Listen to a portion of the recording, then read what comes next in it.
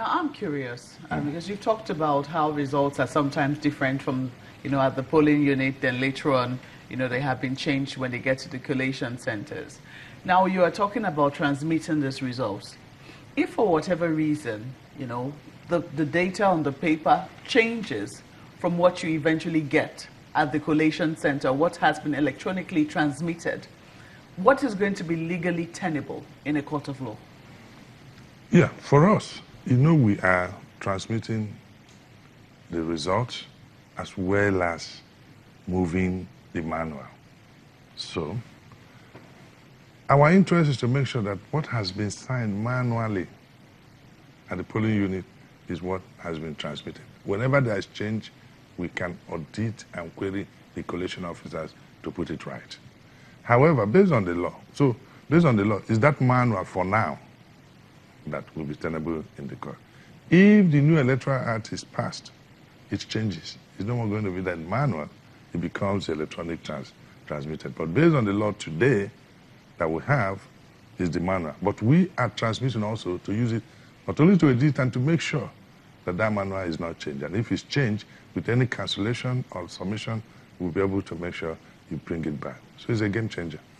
How, he's raised the question of security, but then, we've always noticed that most times when INEC deploys technology, especially for the very first time, even sometimes the constant usage, for instance, the card readers, there's always a challenge. Mm-hmm. So, you've talked about part of the challenges that you have already assessed could be a threat to the success of the implementation of this.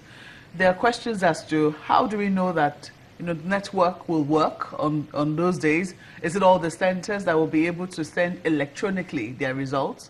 Is INEC doing an assessment in that regard? Do you see any potential challenges there? Of course, there are challenges with communication.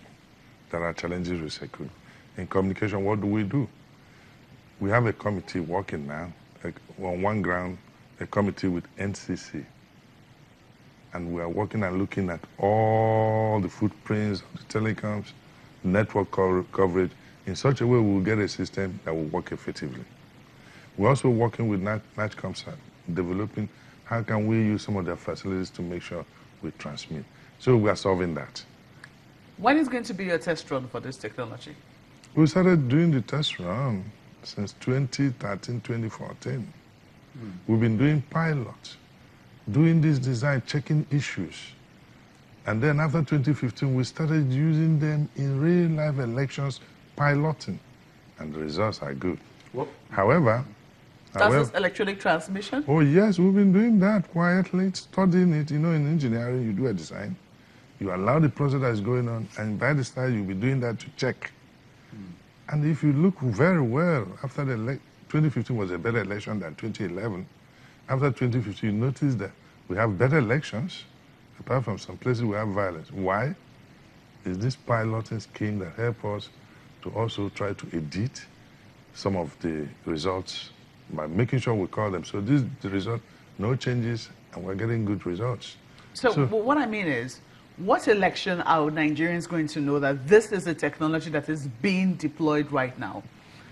Is it going to be any of the upcoming governorship elections? I think we've been running piloting, but I can tell you now that in Ekiti and Osun, we're going to do full deployment in terms of the pilot for governorship election to see it full. We ran this thing in House of Reps, we run in Sokoto. We ran this thing partly, but not fully like we're going to do in Ekiti and Osun, in Anambra election. We ran this thing, a little part of it in Kogi governorship election, Ondo governorship election, Edo governorship election. Can you tell us a little bit about, of course, I understand these issues are pretty sensitive, but I want to ask you, can you tell us some of the challenges you encountered along the way when you tested it partially in places like Anambra, for example? Good results. However, in any technology, you have the people, capacity, you keep on training people. You have the process, some people do not know. You have to put, even training was also going on in the field. So, but the technology was good, apart from this aspect of network coverage. In some places, they become dark spots. You can't transmit unless you leave the polling unit to another place. So we are looking at those dark spots nationwide to see what we can do. So it sounds like there was quite a bit of human factor as opposed to technology factor. But then when there was technology factor, there was a lot of network coverage issues. Now, in a country with so many rural voting spots, what is going to be the plan there? You're talking about the Ekiti and the Osun elections. What's the solution? You found the problem, but how do you now solve that moving forward? Let me give you the good news. The good news is that in Nigeria we have about 80% 2G coverage. If you have 80% 2G coverage in your country, you've solved about 80% if you can transmit that on 2G.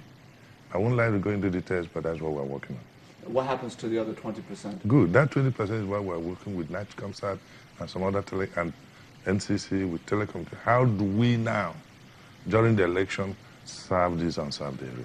So we're still working on that. It's work in the pipeline.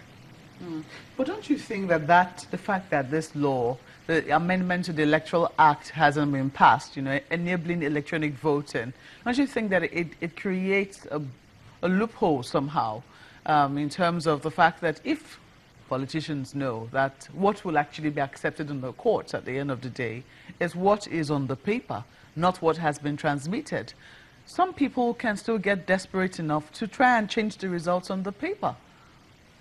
I agree with you, but the Commission, after 2015, have decided to do some process enhancement by making sure that what is in the card reader is what will match with the result. So this idea of trying to manipulate the card reader is gone. Our staff and all the ad hoc staff, including the collation officer, is obeying those rules. So once you manipulate it and it's very clear along the line, we tell you go back and conduct that election in that area.